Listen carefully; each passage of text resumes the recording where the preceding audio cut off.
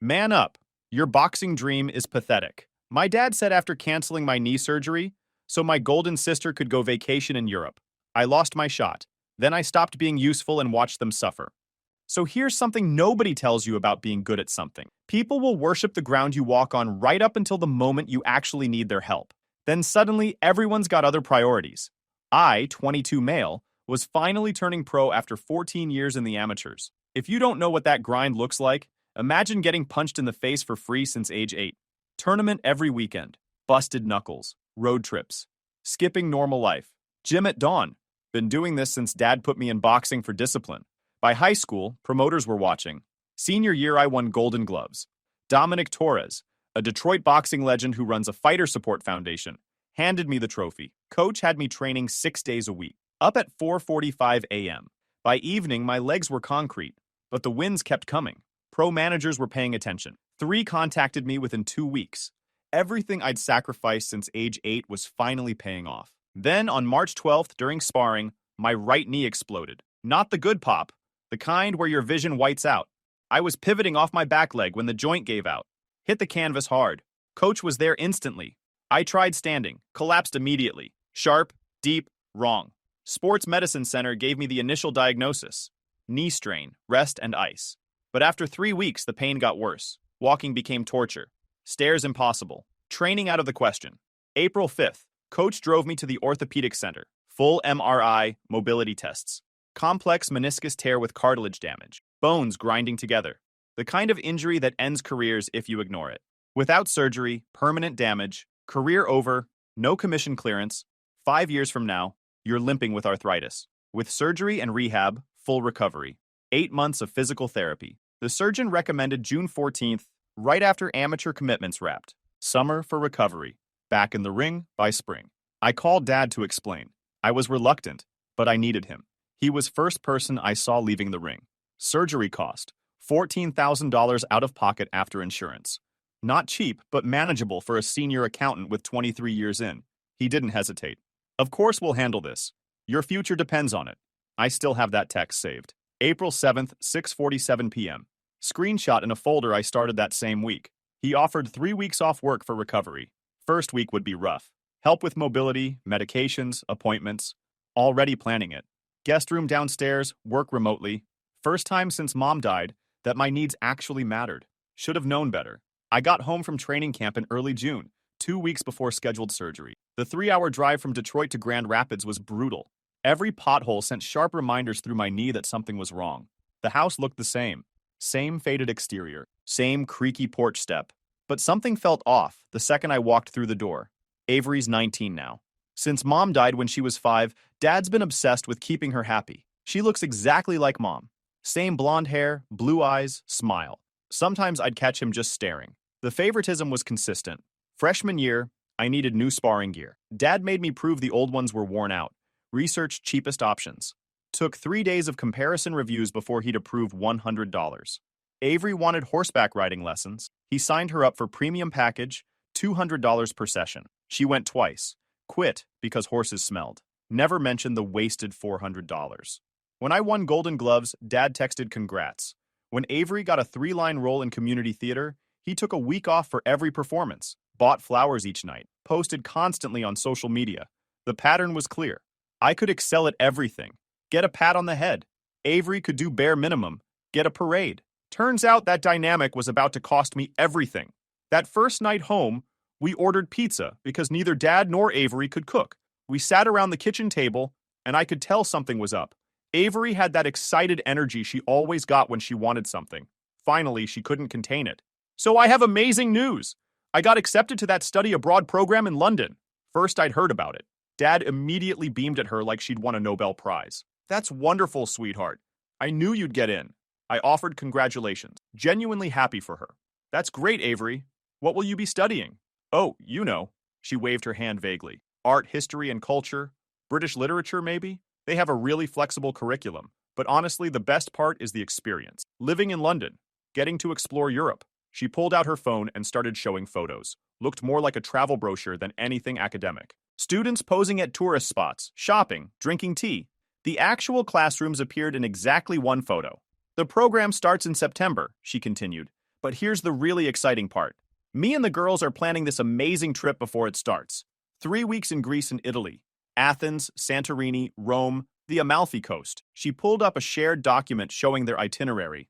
Every single day was planned around photo opportunities. Not a single museum or cultural site that didn't come with aesthetic potential. I nodded along, trying to stay engaged despite the throbbing in my knee. Sounds like you have the whole thing planned out. When are you going? Avery's eyes flickered to Dad, then back to me. That nervous tell she always had. Well, that's the thing. The only time that works for everyone is mid-June through early July. And it makes sense because we need time before the program starts. It clicked immediately. Mid-June through early July. The exact window for my surgery and recovery? The recovery Dad had promised to help me through. I set down my pizza carefully. Avery, that's exactly when my surgery is scheduled. Uncomfortable silence. Dad suddenly became intensely focused on his food. Avery looked between us, her expression shifting from excited to defensive. I mean, it's not like you're having open heart surgery or something, she said with a shrug. Can't you just push it back? This is literally once in a lifetime for me. We've already started planning. The hotels are booked. The flights are going up if we wait. Avery, it's not that simple, I said, keeping my voice level. The timing was specifically planned around my fight schedule. If I delay, I might not get medical clearance for my debut, and the doctor was clear that waiting makes the damage worse. It's always about your boxing stuff, she interrupted, rolling her eyes. Some of us have interests besides punching people in the face, and I've been working really hard at school. I deserve something special too. That's when Dad finally spoke up, not defending me, not shutting her down. Kane, is it possible to reschedule? Even a few weeks could work for Avery's plans. I stared at him, feeling the bottom drop out. Dad, we've discussed this multiple times. The surgeon's schedule is booked months in advance. If I reschedule now, it might be fall before he can fit me in. Then my entire pro debut is at risk. I continued, trying to appeal to logic. You said you'd take time off to help me recover. You can't be in two places at once. Dad shifted uncomfortably, his accounting brain trying to calculate some way to make this work. Well, that's something we might need to reconsider, he said carefully. Avery needs help preparing for this trip. Getting her situated in London afterward? It's a big step. International travel. Being in a foreign country alone. I felt like I'd stepped into an alternate reality. We were seriously discussing whether my necessary medical procedure should be postponed so Avery could take selfies in Greece. So your vacation time is now going to her leisure trip instead of my medical recovery? Don't be so dramatic, Kane, Avery sighed. You're making it sound way worse than it is. Your knee has been hurting for weeks and you're still walking fine. It can wait. This trip can't. We've already put down deposits. Everyone's counting on their parents. She turned to Dad with those big eyes that always got her whatever she wanted. Dad, tell him he's being dramatic. No one's saying anything definite yet, Dad said weakly, finally looking at me. Let's all sleep on it. Discuss it tomorrow. But I could already see it in his face. The decision was made. Avery had won. My surgery was getting pushed aside for her vacation. Over the next few days, the little changes became impossible to ignore. Dad spent hours at the kitchen table with Avery, researching Greek islands on his laptop. Which ones had the best beaches? Whether they should book a yacht excursion or a sunset sailing tour. Meanwhile, my pre-surgery paperwork sat on the kitchen counter, gathering dust and coffee stains. The folder the surgeon's office had given me, with all the instructions for pre-operative prep. It sat there untouched for 5 days straight, while Dad and Avery planned her trip to paradise. On day 5, the hospital called to confirm the surgery deposit. Standard pre-op procedure. $3,500 to hold the slot. Remainder due day of surgery. I forwarded the payment portal link to Dad via email. Added a note. They need deposit by Friday to hold June 14th date. His reply came 2 hours later. 4 words. I'm not paying it. Friday morning my phone rang. Surgeon's office. Very apologetic. We haven't received the deposit. Unfortunately, we'll need to release your surgical date. Would you like to reschedule for September? I sat on my bed and stared at the wall for 20 minutes. That email from Dad? Screenshot. Folder. Timestamp preserved. I tried one more time on day 6. Caught Dad alone in his home office, reviewing spreadsheets of trip expenses on his computer. I was on crutches. He was comparing resort amenities. Dad, can we talk about the surgery situation? He didn't even look up from his screen. Kane, we've been over this. I've already committed to Avery's trip. The deposits are non-refundable. We'll figure out your surgery when I get back. That could be fall. My whole career. Your career will be fine, he interrupted, looking at me with this expression that made it clear the conversation was over. You've been fighting for years. One more delay won't kill you. That's when it really sank in. He didn't just prioritize Avery's wants over my needs. He genuinely didn't think my needs were urgent. To him, my career-threatening injury was an inconvenience that could wait. I called coach the next morning, explained everything. He was furious. "They can't do this to you, Kane. This is insane. Let me make some calls. Maybe the gym can help cover some costs." When I approached Dad that evening with this potential solution, he got cold real fast. "I've made my decision. I've already put down non-refundable deposits for Avery's trip. Your surgery will need to wait until September." I tried one more time. Showed him the email from the surgeon emphasizing the risks of delay. The surgeon had written it clearly. Continued weight bearing on a compromised meniscus accelerates cartilage degradation. Each week of delay increases surgical complexity and extends recovery timeline. Strongly advise against postponement. Dad barely looked at it. "Doctors always make things sound more urgent than they are. You can manage with rest until then. Avery deserves this opportunity." That word, deserves. Like she'd earned a vacation by existing, while I apparently didn't deserve basic medical care. I went back to my room and did something I should have done earlier. Started a folder on my laptop. Labeled it documentation. Copied every text, every email. Requested my MRI discs from the imaging center. Filed a HIPAA release for my complete medical records. Emailed the surgeon's office asking for written confirmation of delayed surgery risks. Not rage, strategy. My options were limited. The surgeon was clear during our next call. "This is completely irresponsible. Delaying significantly increases your risk of permanent damage. The longer we wait, the worse it gets." I asked about alternatives. Medical loans required credit history I didn't have. The clinic offered payment plans, but needed a $7,000 down payment I couldn't afford. Coach arranged a meeting with my new manager. The promoter's office was sympathetic but direct. "Your fight slot is performance-based. If you can't pass medical clearance by fall, we'll have to reassess. The gym can contribute $2,000 through the fighter fund. Better than nothing. Still nowhere near enough." Meanwhile, Avery was living her best life, packing and repacking, taking selfies with her new clothes, asking my opinion on which sundress looked better. Each question felt like another slap in the face. Then one evening she dropped another bomb. She held up two nearly identical linen shirts. "Which one should I bring for Dad?" "For the trip, obviously." I just stared at her. "Dad's coming with you?" She looked at me like I was stupid. "Yeah, for the first 10 days to help me get settled." "Didn't he tell you?" He hadn't. The same vacation time he'd originally promised for my recovery was now going to Greece with Avery. When I confronted Dad, he didn't even have the decency to look guilty. "Avery's never traveled internationally. She needs guidance. You're an adult. You can handle things on your own." I packed my stuff that night, told Dad I was heading back to Detroit early. His response was a shrug and, "If that's what you think is best," before going back to packing. Avery's parting wisdom? Try not to be so negative all the time. Your attitude is probably making your knee worse. The drive back was brutal. Every bump sent pain through my knee, but it was nothing compared to the cold clarity settling in my chest. Back in Detroit, things went from bad to worse fast. My gym brother Mason let me crash at his apartment near the gym. Good guy. He rearranged furniture to make the place accessible, drove me to appointments, helped when the pain got too intense to sleep. The sports medicine team put me on a modified program. Light stretching, minimal movement drills. Nothing intense. But my knee was already too far gone. The doctor had noted weight-bearing restrictions in my chart. I wasn't supposed to be doing any lateral movement at all. Risk of further cartilage damage was documented on page 3. During what should have been an easy footwork session, something popped again. Worse this time. I went down on the gym floor. The pain was so bad I thought I might pass out. Literally saw stars. My vision went dark around the edges. Coach was beside me instantly, his face grim. "We need emergency services. Now." The ambulance ride was a blur.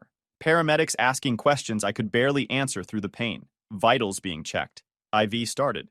Someone saying something about potential nerve damage. The ER doctor's diagnosis was brutal. The meniscus tear had worsened significantly with additional ligament damage. But worse than that, the cartilage damage had progressed. What should have been a straightforward arthroscopic procedure was now looking at possible reconstructive surgery. When he learned a recommended surgery had been canceled for non-medical reasons, his professional mask slipped. This should never have happened. This is basically medical negligence on whoever made this call.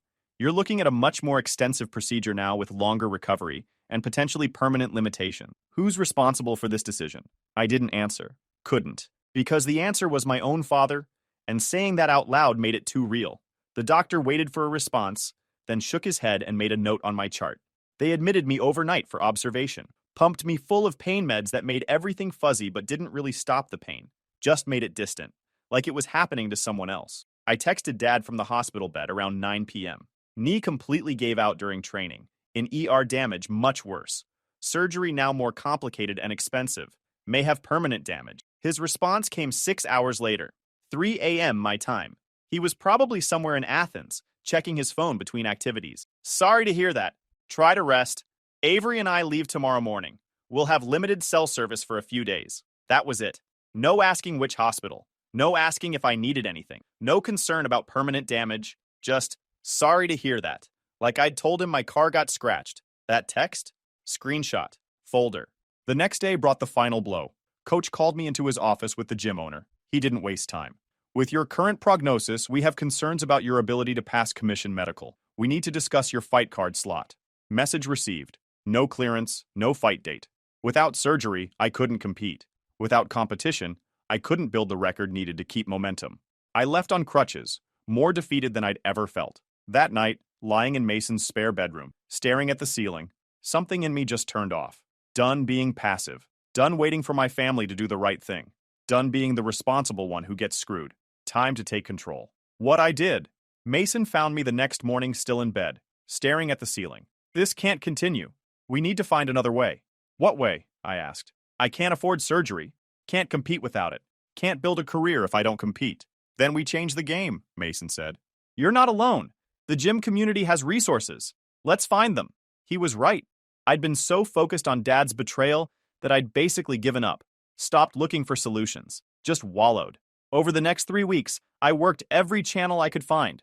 Local clinic got me direct access to insurance, bypassing Dad entirely. State Boxing Commission outlined emergency grants, but I was waitlisted behind 12 other applicants. Funding wouldn't come through until September at the earliest. Applied for a medical loan through 2 different lenders. Both denied. No credit history, no cosigner, no collateral. Dead ends everywhere. Coach secured me housing through the gym's community program. Mason rallied fighters to launch a crowdfunding campaign that gained traction, but wouldn't cover the full amount in time. Coach had been calling in favors since the day I got hurt. 3 weeks of phone calls, dead ends, maybes that turned into no's. Then, he finally got through to someone who said yes. Phone rang from an unknown number. Dominic Torres. The same guy who'd handed me my Golden Gloves trophy 4 years ago. He'd been funding equipment for the gym's youth program for years, sponsoring kids who couldn't afford gear. Real one. Coach has been calling me for weeks. Finally got the full picture. I'd like to meet. We met at a cafe near the gym that afternoon. Dominic was exactly what you'd expect from a former elite fighter turned businessman. Still in great shape, well-dressed, guarded. He ordered coffee, then sat back. I need to see everything before I commit to anything. MRI, surgeon's estimate, commission clearance timeline, your amateur record. Send it to my office. Board meets every other Thursday. If they approve, payment goes direct to the surgical center. Usually takes 2 to 3 weeks from submission. What's the structure?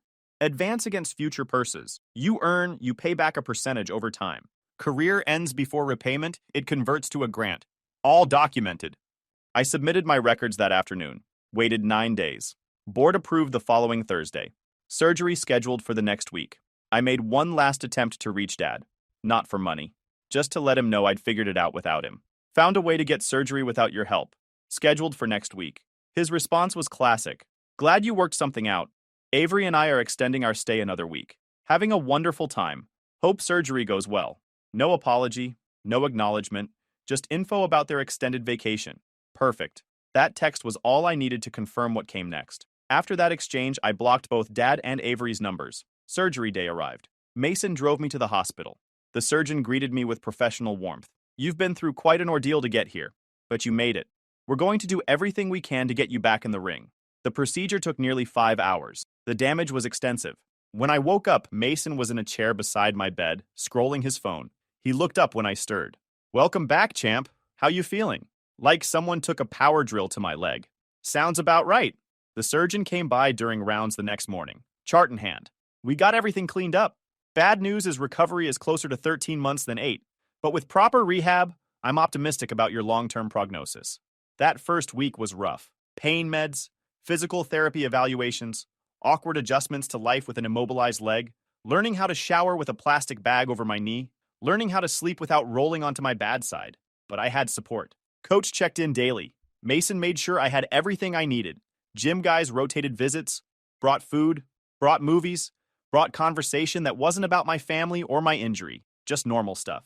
Then on July 15th, 3 days post-op, Coach stopped by with food and a weird look on his face. Have you heard from your father? There's been major travel disruptions in Europe. Airline strikes. Greece is particularly affected. I hadn't been following news during recovery. Quick search confirmed it. Air travel across Europe basically shut down. Multiple carriers. Airport workers striking. Athens airport chaos. Curiosity got me.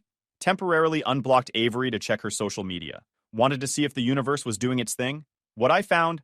A mess. First post, July 15th. Stuck Athens airport 8+ hours. All flights canceled minimum 3 days. Every hotel within 50 miles fully booked. Sleeping on terminal floor tonight. This is insane. Over the next 12 days, they made every wrong move. Instead of waiting for the airline to rebook them for free, Dad panicked. Hired some premium travel concierge service that charged $2,800 upfront to expedite things. The concierge booked them on a route through Istanbul that got canceled twice. Company went dark after taking the money. Classic scam that preys on desperate travelers. Then came the emergency hotel. $450 per night during peak crisis. They stayed 9 nights because Dad kept thinking they'd leave tomorrow. He kept paying to feel in control. Every charge felt like progress, even when it wasn't. Classic sunk cost fallacy playing out in real time. July 27th, Avery posted a rant totaling up their losses. Deleted it 6 hours later, but I got screenshots. Somewhere between $12,000 and $15,000 gone. 2 mistakes.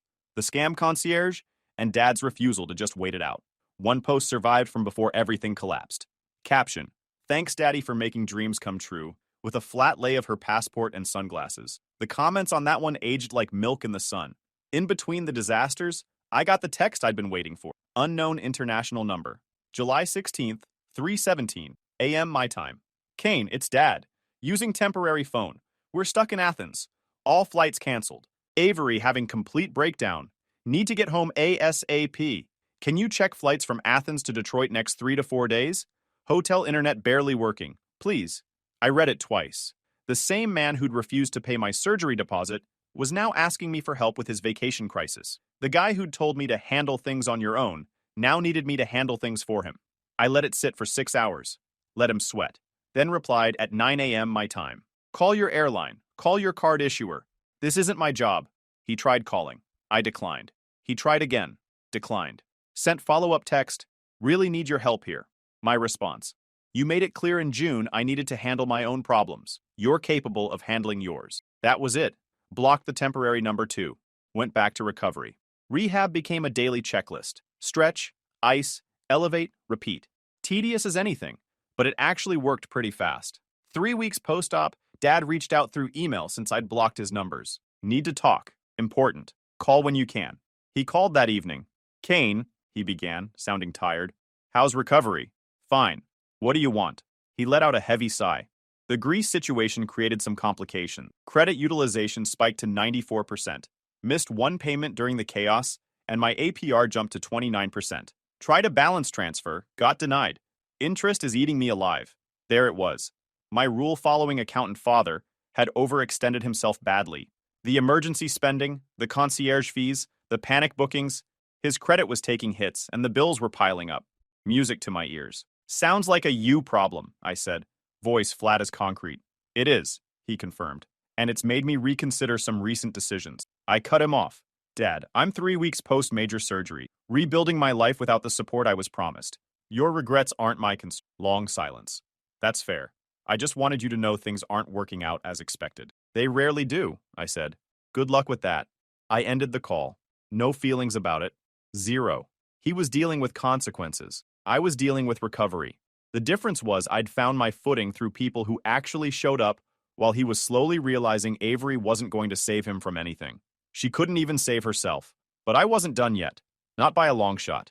The months passed, each day marked by progress, rehab exercises, physical therapy, gradual improvements. The surgical scars faded from angry red to barely noticeable lines. Your progress is remarkable, the surgeon said at my 4-month follow-up. You're ahead of schedule. I know, I answered. Still notice it during lateral movement, but the constant pain is gone. The rehab program lined up with other wins. Commission approved my medical deferral request. Promoter officially held my slot for spring. Confirmed in writing. A regional sports equipment company signed me to a small sponsorship deal. Training expenses covered. I'd also started working with Dominic's sports management company part-time, learning the business side of boxing, opening my eyes to opportunities I'd never considered before. Meanwhile, news from home kept trickling in. Avery's London program collapsed after 6 weeks, failed 2 of her 3 courses, academic probation, lost her financial aid eligibility because her GPA dropped below the minimum threshold. They expected me to actually do readings and write papers, she complained when she called. It was supposed to be about experiencing culture. So unfair. That's literally what college is. Reading and writing. What did you think you were signing up for? Whatever. Dad's super mad since he paid for the whole semester up front. They only refunded 20%. And now my loans are coming due, but I can't re-enroll until I fix my GPA somewhere else first. I almost smiled. Almost. Another expensive lesson Dad was paying for. Another consequence rolling downhill. Dad's situation had gotten worse. The Greece disaster had maxed out his credit cards. He'd taken an early withdrawal from his 401k to cover the emergency costs, which meant penalties and taxes he hadn't planned for. Then he had to sell his truck, the one he'd driven for 12 years. Got $8,000 for something worth twice that, because he needed cash fast. I heard from a cousin that he'd also stopped contributing to his retirement entirely. Just treading water now, trying to keep the lights on. He was drowning in debt he'd created over 12 days of panic. And the kicker? The chargeback he'd filed on those concierge fees got denied. The company had disappeared, and his card issuer said he'd voluntarily paid a third party. He lost every dispute. Nearly $3,000 gone. I'd been keeping records of my own situation, not for revenge, for clarity. See, when Dad refused my surgery deposit, something clicked. He'd promised to cover it. Made that promise in writing via email and text messages. Then he deliberately withdrew that support, causing me documented harm. I'd been consulting with a legal clinic. They helped me organize everything and draft something clear. Their advice was simple. Don't threaten, don't extort, just set expectations in writing and stick to them. Because documentation is power. As fall went on, Dad started reaching out more often. His situation had gotten even worse. The 401k withdrawal triggered tax complications. The credit card debt was crushing him. Avery had moved back home after London, showing zero awareness of financial constraints, still expecting Dad to fund her lifestyle. He wanted to rebuild our relationship. Translation, he needed something. When Thanksgiving approached, Dad actually called instead of texting. Kane, I'd really like you to come home for Thanksgiving. It would mean a lot to have family together. Maybe, I said. Gave him nothing. Please. I know I made mistakes, but you're my son. Family is important. Family is important. I let that sit for a second. Let it hang in the air between us. Where was that energy when he was refusing my surgery deposit? Where was family is important when I was lying in a hospital bed? But I decided to go. Not for reconciliation, for closure on my terms. Thanksgiving Day, I drove home. My knee felt strong for the first time in months. Solid. Stable. The physical therapy had worked. I was stronger than before the injury in some ways. More aware of my body. More disciplined about maintenance and prevention. The house looked the same from the outside, but I knew everything inside had crumbled. Dad answered the door, and he looked wrecked. Lines deeper around his eyes. Hair significantly grayer. Shoulders slumped. He'd lost maybe 15 pounds. The kind of weight loss that comes from stress and skipping meals. Kane, it's good to see you, he said, trying for warmth, but his voice just sounded hollow. Inside, nothing had changed except everything had changed. The furniture was the same, but the vibe was completely different. Defeated. Desperate. Avery was sprawled on the couch scrolling her phone, barely acknowledging my arrival with a half-hearted, hey. She looked older than 19, like stress had found her too. Dinner was pathetic. Store-bought turkey, pre-made sides, stuffing from a box. Dad clearly couldn't afford the usual spread. Just generic Thanksgiving food that tasted like surrender. Avery complained about everything. The turkey was dry. Why couldn't we have gone to a restaurant? This was pathetic. Dad just took it. Didn't even defend himself. Just looked exhausted, picking at his food. After dinner, Avery disappeared upstairs without helping clean up. Dad started clearing dishes with slow, robotic movements. We moved to the living room. This was it.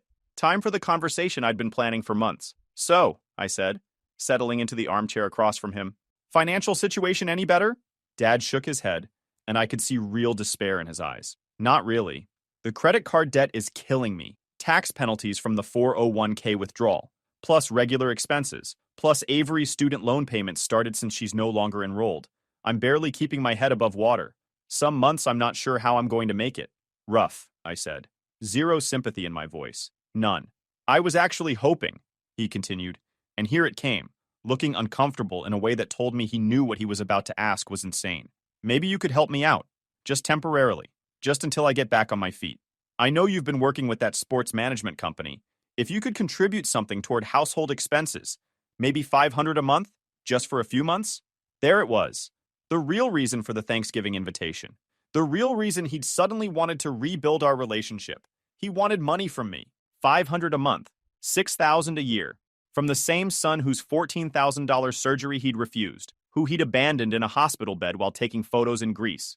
Who he'd told to handle things on your own. The audacity was almost impressive. Almost. But not surprising. Avery came downstairs halfway through Dad's ask, like she could sense someone saying the word expenses. Phone in hand, hoodie on, eyes already annoyed. "Why is it so quiet?" she said, then noticed my face. Dad's drained expression. The tension in the room. She stopped pretending.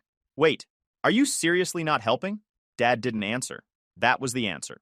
Avery's voice dropped into that fake calm tone people use right before they start bargaining. "Okay, listen, I need to handle something. My loan payment is due Monday.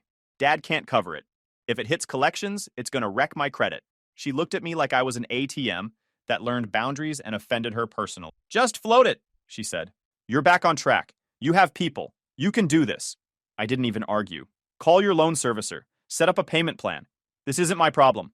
Her face shifted fast. Sweet to scared to mad, like a buffering wheel. "You're really doing this? It's Thanksgiving. You did it first," I said. And that was all I gave her.